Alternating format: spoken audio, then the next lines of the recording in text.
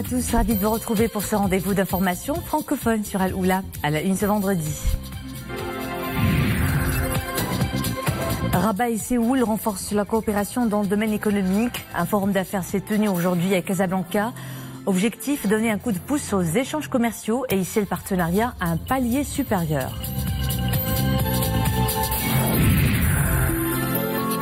Sur haute instruction royale, un hôpital mobile, multidisciplinaire, prête main forte à la population d'Iméchil, souvent enclavée en ce temps de grand froid.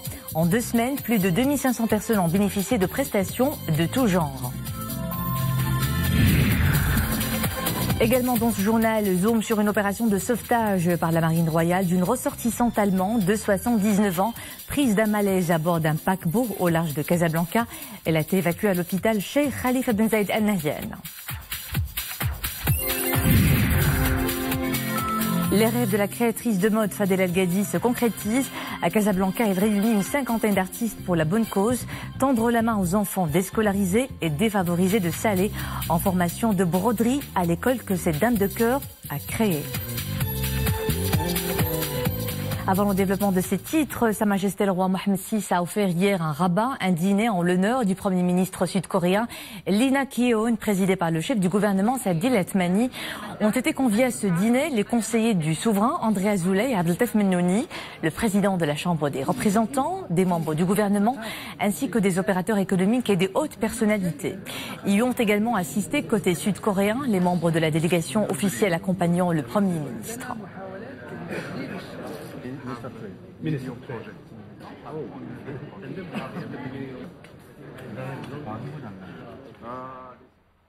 Séoul et Rabat renforcent donc leur coopération bilatérale. En témoigne cette visite du Premier ministre sud-coréen à la tête d'une délégation constituée de 37 hommes d'affaires.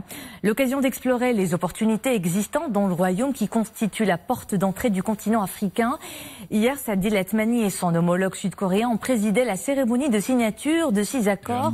Ils portent sur plusieurs secteurs: enseignement supérieur, énergie renouvelable, automobile, réseau et promotion des investissements. Et le volet économique est à l'agenda de cette visite. La CGEM et la Chambre de commerce et d'industrie coréenne ont organisé à Casablanca le forum économique maroco-coréen. Objectif, hisser le partenariat économique à un palier supérieur. Le royaume constitue pour le dragon asiatique une porte d'entrée vers le marché africain. Sarah Katir. À travers l'organisation de ce forum économique, le Maroc et la Corée du Sud sont décidés à promouvoir les relations économiques. Se considérant comme des partenaires traditionnels depuis l'établissement des relations diplomatiques en 1962, les 2 pays entretiennent des relations de coopération dans plusieurs domaines, tels le développement humain, l'administration publique, l'industrie et les énergies renouvelables. Notre ambition à travers cette rencontre est de construire un cadre de travail et de coopération. C'est l'objet de la signature de la convention avec la Chambre de commerce et d'industrie de Corée, mais également de susciter l'intérêt pour l'investissement, pour le partenariat dans le cadre de l'investissement, mais également pour la stimulation du commerce et des échanges commerciaux. Pour les responsables sud-coréens, le Maroc jouit d'avantages compétitifs que recherchent les investisseurs coréens au niveau régional et continental. I'm very proud that our Prime Minister is visiting with a large number. Cette délégation d'hommes d'affaires sud-coréens en visite au Maroc comprend les dirigeants de petites et moyennes entreprises, mais aussi les dirigeants de grands groupes pour qui le Maroc est un partenaire de choix dans la région. The economic delegation is composed of small and medium-sized companies.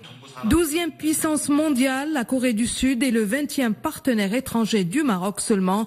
La valeur des échanges entre les 2 pays ne dépasse pas les 600 millions de dollars, ce qui reste en deçà des attentes de la Corée du Sud et du Maroc.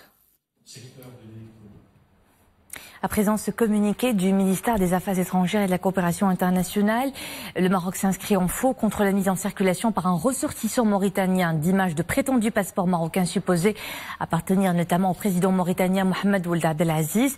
Le communiqué ajoute que les autorités marocaines ont pris connaissance de la mise en circulation sur les réseaux sociaux par le ressortissant mauritanien Mohamed Ould Bouhamatou d'images de prétendus passeports marocains supposés appartenir au président mauritanien et un membre de sa famille.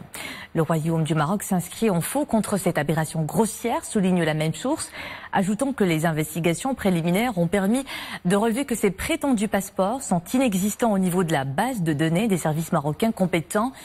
Conformément à sa démarche légaliste, le Royaume mènera jusqu'au bout l'enquête judiciaire diligentée concernant cet acte insidieux, assurant que M. Ould Bouhamatou, impliqué dans cette affaire, sera interdit d'accès au territoire marocain sans préjudice des poursuites pénales qui pourraient être engagées à son encontre. Le Royaume, attaché aux liens historiques forts entre les deux peuples et aux relations fraternelles et de bon voisinage entre les deux pays frères, ne permettra en aucune manière que son territoire soit exploité afin de porter atteinte à la stabilité de la Mauritanie ou de s'attaquer à ses institutions suprêmes, conclut le communiqué. Le Bureau central d'investigation judiciaire relevant de la Direction générale de la surveillance du territoire national a interpellé hier et aujourd'hui 9 individus dans les villes de Marrakech et Essaouira, Sidi Ben Nour, Tanger et Chtoka Etbaha pour leur lien présumé avec les auteurs de l'acte terroriste qui a coûté la vie aux 2 touristes étrangères de nationalité norvégienne et danoise. L'arrestation de ces 9 suspects s'inscrit dans le cadre des recherches et investigations minutieuses diligentées par le BCJ sous la supervision du parquet compétent en vue de déterminer tous les tenants et aboutissants de ces actes criminels et d'élucider leurs mobiles et leurs liens avec un acte terroriste, indique le BCJ dans un communiqué. Les perquisitions effectuées dans le cadre de cette affaire ont permis la saisie de matériel électronique, d'un fusil de chasse non autorisé, d'armes blanches, de torches, d'une jumelle, d'une tenue militaire, de lunettes de protection de laboratoire, outre une quantité de matières suspectes pouvant servir à la fabrication et la confection d'explosifs et qui ont été soumis aux services techniques compétents pour faire l'objet de l'expertise scientifique nécessaire, ajoute le communiqué. Tous les mis en cause ont été placés en garde à vue dans le cadre de l'enquête en cours menée sur cette affaire sous la supervision du parquet près la cour d'appel de Rabat. Les prestations de santé au plus près d'une population impactée par le froid et l'enclavement. À Émichil, par exemple, un hôpital de campagne multidisciplinaire est déployé sur hautes instructions royales. En 2 semaines, il a prêté assistance à plus de 2500 bénéficiaires. Un chiffre qui pourrait doubler dans les jours à venir, car les populations des communes avoisinantes seront toutes aussi servies. Ahmad El-Fadeli, Nisra El-Hamdawi. Émichil, une vallée de montagne dans le Haut-Atlas, perchée à 2300 mètres d'altitude. Ici, les températures peuvent baisser jusqu'à -1 degré, de quoi mettre à rude épreuve la santé de la population locale. En cette période, celle-ci nécessite d'accéder rapidement aux soins de proximité. L'hôpital multidisciplinaire mobile d'une capacité d'accueil de 30 lits a été installé pour répondre à ce besoin. Hasna vient tout juste d'accoucher dans de bonnes conditions, après avoir été pris en charge au sein de cette structure par tout un staff médical qualifié. J'habite à 18 km de cet hôpital. Hier soir, j'ai ressenti des contractions. Mon mari a appelé une ambulance qui m'a transportée jusqu'à cet hôpital où j'ai été bien accueillie. L'accouchement s'est bien déroulé. Ma fille se porte bien. L'installation de cet hôpital intervient au bon moment. Vous savez, nous souffrons énormément du froid qui sévit en cette période. Les plus vulnérables sont les personnes âgées qui se déplacent en montagne et les enfants. Pour sortir les habitants de la région de l'enclavement sanitaire, le ministère de la Santé a mobilisé 15 médecins spécialistes, 5 médecins généralistes et 25 infirmiers et techniciens de santé. Tous s'activent pour prodiguer les meilleurs soins au plus grand nombre de personnes vulnérables. Au cours de ces 2 dernières semaines, 7 accouchements ont eu lieu ici sans aucune complication. 2500 patients ont bénéficié de consultations en médecine générale et 1200 ont eu accès à des consultations chez nos spécialistes.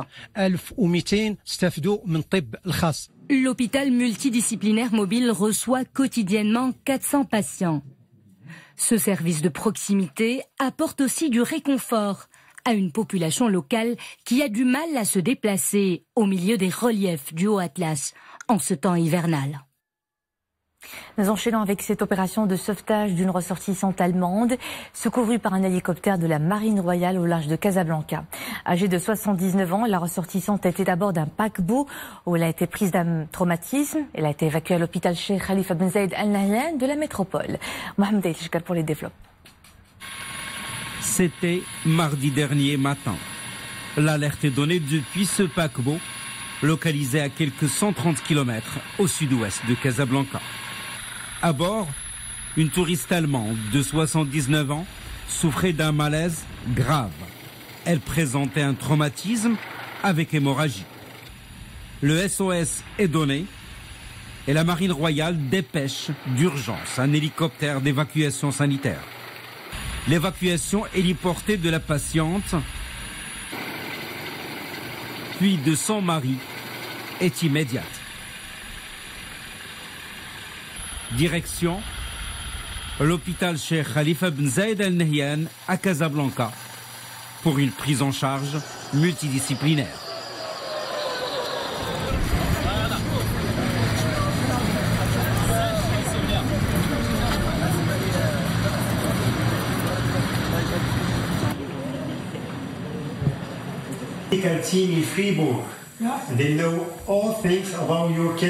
Ici, elle a pu bénéficier de la prise en charge par plusieurs équipes, notamment les urgentistes, les radiologues interventionnels, l'équipe de chirurgie cardiovasculaire et les réanimateurs. En fait, elle a des lésions graves suite au traumatisme, des lésions du bassin et une dissection de l'aorte. Le diagnostic a été fait rapidement ici à l'hôpital et en concertation avec son équipe soignante en Allemagne à Fribourg, elle a bénéficié de la prise en charge initiale de toutes ces pathologies. À l'hôpital, toute une équipe pluridisciplinaire hautement qualifiée est donc mobilisée.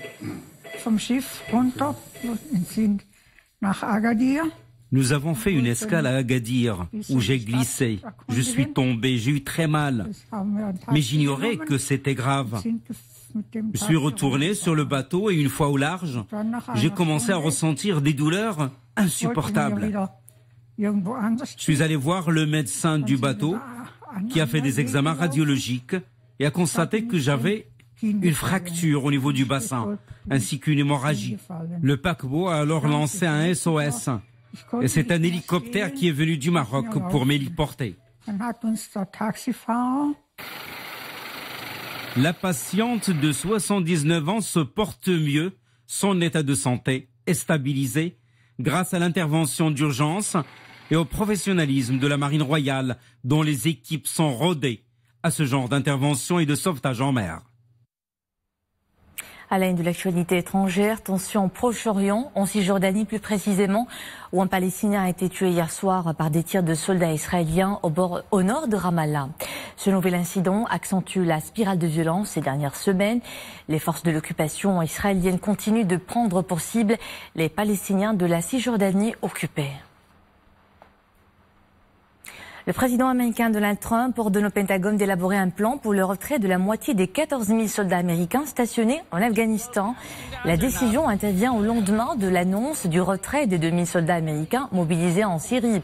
Ces deux décisions seraient la cause directe de la démission surprise du ministre de la Défense Jim Mattis, qui dans une lettre adressée au président Trump et rendue publique par le Pentagone, fait état de divergence avec le locataire de la Maison-Blanche. L'aéroport londonien de Gatwick rouvre ses portes au trafic ce matin après avoir été contraint à l'arrêt par de mystérieux drones. Un incident sans précédent selon le gouvernement britannique. Les voyageurs sont toutefois invités à vérifier le statut de leur vol avant de se rendre à l'aéroport en raison de possibles retards ou annulations. Bien que les drones concernés n'aient pas été interceptés ni le ou les responsables de la pagaille retrouvés, eh bien l'aéroport a pu rouvrir après avoir pris des mesures pour atténuer la menace des drones en collaboration avec la police, l'armée et les autorités. C'est parti pour la campagne de plantation forestière 2018-2019. Cette année, l'opération concerne une superficie de plus de 2000 hectares pour un coût de 24 millions de dirhams. La campagne s'inscrit dans le cadre de la mise en œuvre du programme décennal de développement forestier et de conservation de la biodiversité. Sarah Katir.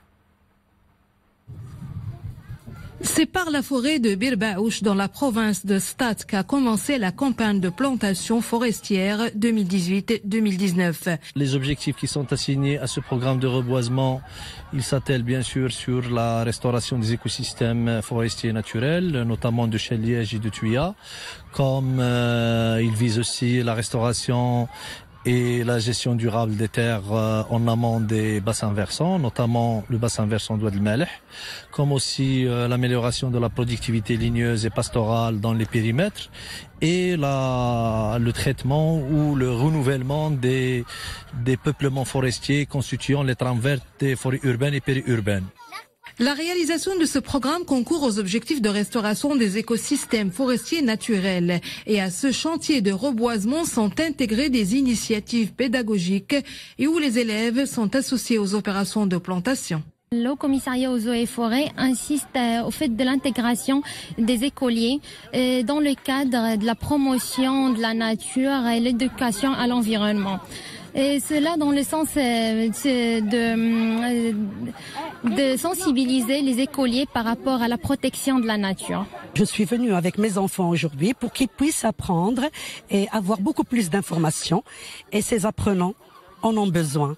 Ils ont besoin vraiment des exemples et des événements semblables à celui-ci. On est là pour protéger les forêts et protéger notre environnement. Et il faut pas qu'on lance les déchets pour protéger toutes les arbres et les forêts et tout. Outre les retombées socio-économiques directes de ce programme en milieu rural, en termes de création de journées de travail ou de constitution de réserves pastorales d'appoint, les efforts de plantation forestière contribueront au renouvellement des peuplements forestiers. On connaît les lauréats du Grand Prix de la presse marocaine 2018. Le jury de la 16e édition a dévoilé le palmarès hier lors d'une cérémonie en présence du chef du gouvernement Saad El Othmani. Les distinctions du Grand Prix ont porté cette année sur 8 catégories, dont le prix de la radio, décerné à notre confrère de la radio nationale Mohamed Amin Lamrani. La journaliste Rizlan Hassani s'est vue attribuer le prix de la production journalistique Amazir, tandis que le prix de la production journalistique Hassani a été confié à Rali El Gouari de la Youn TV. Le prix honorifique qui rend hommage à une personnalité du monde des médias a été accordé ex aequo à Mustafa Liaznasni et Badia Rayan.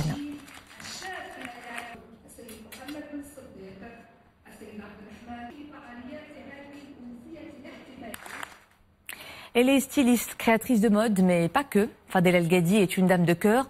À Casablanca, elle réunit pour la bonne cause les œuvres d'une 50aine d'artistes.